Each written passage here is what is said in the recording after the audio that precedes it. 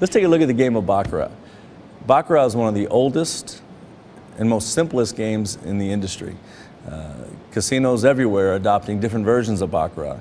So it's not as difficult as people think it is. Baccarat is a very, very simple game.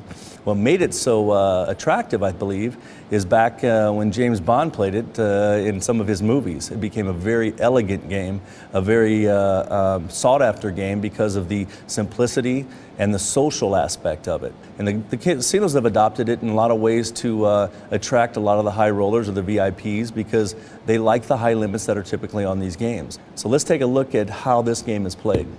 The cards traditionally have a value that's stated on the card itself, except for the 10, Jack, Queen, and King. The 10, Jack, Queen, and King have a value of 0.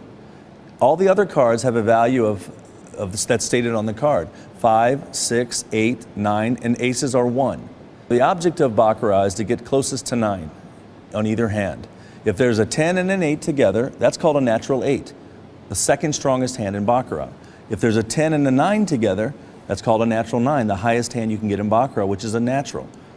So the player's responsibility in this game is simply 3 things. The banker, the player, or a tie bet. They simply decide where they want to bet. So at this time, we allow the player to make a wager.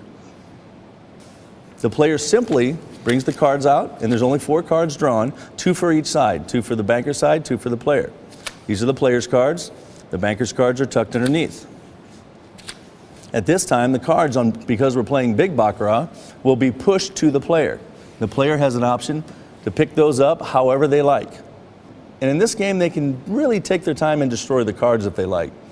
That's the fun part of the game.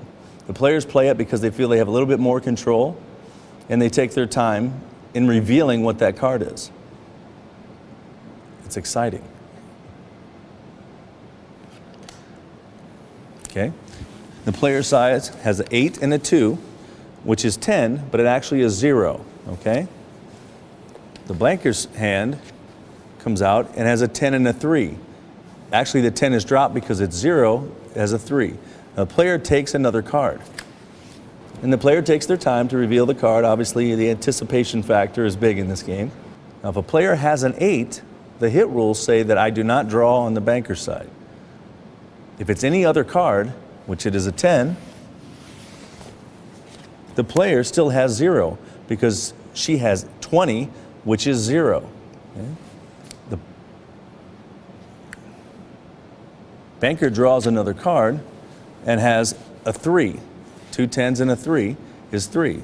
The banker wins 3 over nothing. It's a great game, it's a social game, and it's a fun game.